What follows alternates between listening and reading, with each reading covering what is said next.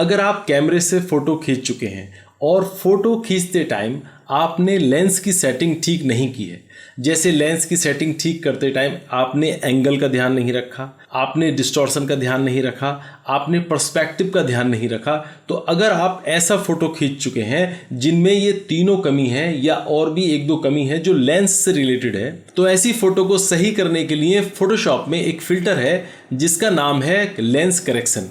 Lens correction से वो सारी चीज़ें हम सही कर सकते हैं लेंस की जो मैंने अभी बताई, जैसे पर्सपेक्टिव, डिस्टॉर्शन या फिर एंगल या स्केल, इस तरह की चीज़ें हम यहाँ पर सही कर सकते हैं जो हमने उस टाइम पर सही करनी चाहिए थी जब हम फोटो खींच रहे थे। अगर हम वो नहीं कर पाए हैं तो हम यह लेंस करेक्शन से वो सारी प्रॉब्लम हल कर सकते हैं। तो चलिए देखते हैं हम उन प्रॉब्लम्स का हल यहाँ पर कैसे करते हैं।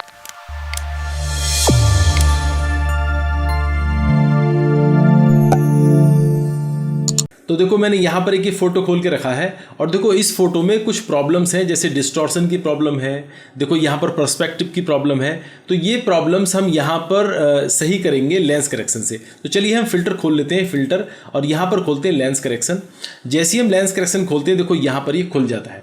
अब देखो इसमें बहुत सारे ऑप्शन हैं, टूल हैं। देखो यहाँ पर एक ये टूल है, देखो रिमूव डिस्टॉर्शन।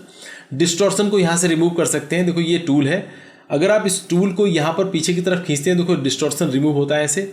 अब ये अगर डिस्टॉर्शन आपने यहाँ पर रिमूव कर दिया या आगे या पीछे आपने कर दिया तो ये फिर अंडू नहीं होता है, इसके लिए आपको कैंसिल करना पड़ेगा, फिर दोबारा से खोलना पड़ेगा। ठीक है। अगर आप स्ट्रेट करना चाहते हैं देखो ये टूल है स्ट्रेट, तो यहाँ से स्ट्रेट कर सकते हैं ऐसे, कुछ भी अगर आपको स्ट्रेट करना है तो देखो ऐसे स्ट्रेट कर सकते हैं।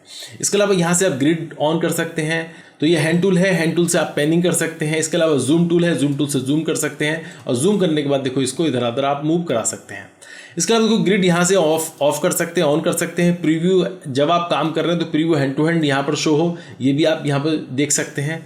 इसके अलावा देखो यहाँ पर कुछ चीज़ें हैं और ये चीज़ें मैं यहाँ पर आपको ये बने बनाए ऐसे समझो प्रीसेट है ऑटो करेक्शन के। अगर आप देखें ऑटो स्केल इमेजेस, तो देखो यहाँ पर ये पूछता है कि आप किस एज में, किस तरह की एज में स्केलिंग करते हैं, एज एक्सटेंशन में या ट्रांसपेरेंसी, ब्लैक कलर या वाइट कलर। मैं ट्रांसपेरेंसी में कर रहा हूँ। और आप बता सकते हैं कि क्राइटेरिया क्या हो सर्च करने का, कि किस तरह के लेंस को आपने यूज़ किया है। तो यहाँ से आप बता सकते हैं कि हमने किस तरह का OnePlus का यूज़ किया है, हमने OnePlus का लेंस कौन सा लेंस यूज़ किया है, यहाँ से ये बता सकते हैं। और देखो वो चीज़ें यहाँ पर चेंज होंगी, बहुत तरह के देखो यहाँ पर लेंस है। देखो ओलिम्पस आपने लिया, ओलिम्पस का देखो यहाँ से आप चेंज कर सकते हैं लेंस को, अलग अलग तरह के लेंस ले सकते हैं आप, डिफरेंट यहाँ से ले सकते हैं आप। देखो जैसे सोनी का लेंस ले लिया आपने, सोनी का, और सोनी का लेंस लेके आप यहाँ से चेंज कर सकते हैं अलग अलग तरह के। तो लेंस में जो चीज़ें चेंज होंगी उस लेंस के हिसाब से यहाँ पर डिस्टॉर्शन पर्सपेक्टिव हो जाएगा। तो ये तो रही बात कि हम ऑटोमेटिक जो ऑटो यहाँ पर सेटिंग है लेंस की, उससे हम सेटिंग करते हैं। अब हम मैनुअली भी सेटिंग कर सकते हैं। देखो मैनुअली यहाँ से कस्टम से सेटिंग होती है। अभी ये जो सेटिंग है ये मैं सेटिंग अभी थोड़ी देर में कराता हूँ। पहले मैं इसको कैंसिल करके वहीं से वापस खोलता हूँ जहाँ तक मैंने इसमें किया था काम। देखो अभी मैंने यहाँ पर आए और देखो लेंस करेक्शन फिर से खोल लेते हैं। लेंस करेक्शन खोलने के बाद देखो यहाँ पर कस्टम में चलते हैं। कस्टम में जाने के बाद देखो अब हम देखते हैं कि किस तरह की चीज़ें हम यहाँ पर चेंज करना चाहते हैं। तो देखो सबसे पहले देखो यहाँ पर देखते हैं रिमूव डिस्टॉर्शन। डिस्टॉर्शन को रिमूव करना है, तो डिस्टॉर्शन को रिमूव करने के लिए देखो हम यहाँ पर बैक करते हैं। देखो ऐसे देखो ज़्यादा हो गया, थोड़ा सा कम करते हैं। तो डिस्टॉर्शन अगर हम रिमूव करें देखो ऐसे, तो देखो ये अब डिस्टॉर्शन रिमूव करने से देखो आप देखेंगे कहाँ पर, देखो यहाँ देखें अगर ये 0 था तो 0 में क्या था, देखो ये थोड़ा टेढ़ा था, है ना। अब डिस्टॉर्शन हम माइनस की तरफ करते हैं तो देखो ये स्ट्रेट होता है, देखो बीच में से फैलता है और ये स्ट्रेट होगा। अगर आप आगे करेंगे तो देखो और ज़्यादा डिस्टॉर्शन होगी, देखो और टेढ़ा हो जाएगा। तो हम पीछे करते हैं, पीछे करने के बाद देखो जहाँ ये स्ट्रेट होने लगे वहाँ तक आप इसको लेके आएँ। जैसे -10 अगर आप करें तो शायद मुझे लग रहा है ये भी स्ट्रेट हो गया, ये भी शायद स्ट्रेट हो गया। अब ये चीज़ हो गई। अब हम देखते हैं पर्सपेक्टिव। तो पर्सपेक्टिव सेट करने के लिए नीचे आते हैं और नीचे आने के लिए देखो यहाँ पर मिलता है, देखो ये वर्टिकल पर्सपेक्टिव। वर्टिकल पर्सपेक्टिव से देखो हम यहाँ पर चेंज करते हैं। देखो इसमें करके देखते हैं ऐसे, देखो यहाँ बिल्कुल सही, इस तरह से हम करके देखते हैं जहाँ तक ये बिल्कुल स्ट्रेट हो जाए, सीधा हो जाए। देखो ये भी यहाँ पर सीधा हो गया और देखो यहाँ पर भी ये सीधा हो गया, देखो है ना। ये +18 करके देखें, 18 हाँ ज़्यादा हो गया, 17 ही सही है, 17 हाँ ये ठीक है। तो +17 हमने वर्टिकल पर्सपेक्टिव किया और यहाँ पर रिमूव डिस्टॉर्शन किया, जिससे कि देखो ये बिल्कुल स्ट्रेट हो गया। अगर हम इसको ओके करते हैं तो देखो ये देखो बिल्कुल स्ट्रेट हो जाएगा। देखो अब ये देखो पहले कैसा था, देखो पहले ऐसे था, अब मैं वापस रीडू कर रहा हूँ तो देखो ये इस तरह का हो गया लेंस करेक्शन से। ठीक है, अभी मैं इसको वैसे ही रहने देता हूँ और फिर से चलता हूँ यहाँ से लेंस करेक्शन में। और लेंस करेक्शन में और चीज़ें मैं आपको बता देता हूँ क्या क्या है। देखो कस्टम में देखो अभी आप यहाँ पर देखें, देखो ये रिमूव डिस्टॉर्शन है। डिस्टॉर्शन आप समझ गए होंगे। देखो डिस्टॉर्शन इस तरह से, देखो ये डिस्टॉर्शन हो गया, ज़्यादा हो गया, और देखो ये कम हो रहा है। देखो डिस्टॉर्शन है ना, तो आप इसको उतना ही डिस्टॉर्शन करें जितना आपको चाहिए। जैसे मान लीजिए आपको यहाँ पर ये -13 या हाँ बिल्कुल सही है, -13 या -12 -12 करके देखते हैं।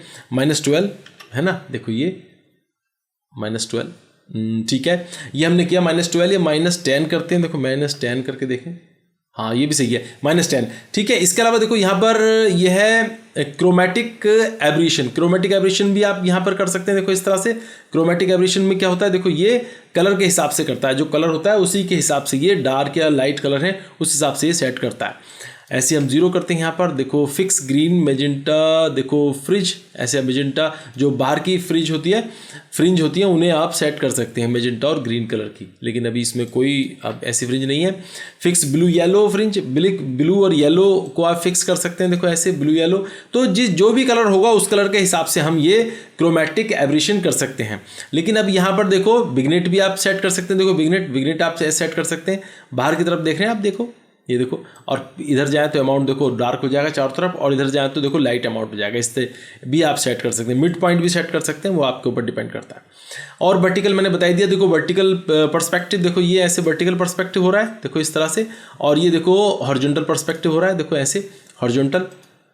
देखो ये हॉरिजॉन्टल पर्सपेक्टिव भी आप ऐसे कर सकते हैं। देखो ये इधर का या देखो इधर का, ऐसे इधर को आपने पर्सपेक्टिव किया और देखो इधर से पर्सपेक्टिव किया, तो हॉरिजॉन्टल पर्सपेक्टिव भी कर सकते हैं। और यहाँ से आप ये जो है वर्टिकल पर्सपेक्टिव भी कर सकते हैं। इसको आप 0 रहने दें, और इसको आप जो है -15 या 14 हमने बताया था, 14, अरे ये ज़्यादा हो गया, -14 या प्लस में था, प्लस में था 14, हाँ प्लस में था 14, 15 था शायद, 15